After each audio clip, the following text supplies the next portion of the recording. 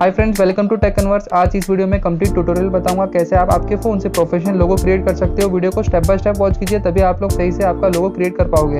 आप इस वीडियो को पॉज करके भी सीख सकते हैं। अगर आप प्रोफेशनल लोगो क्रिएट करना चाहते हैं तो आपको वीडियो को कंटिन्यू वॉच करना है। ऊपर आई बटन में आपको मैं लिंक प्रोवाइड कर दूंगा, जहाँ पर आपको चैनल लिंक मिल जाएगा। तो चलिए वीडियो को स्टार्ट करते हैं।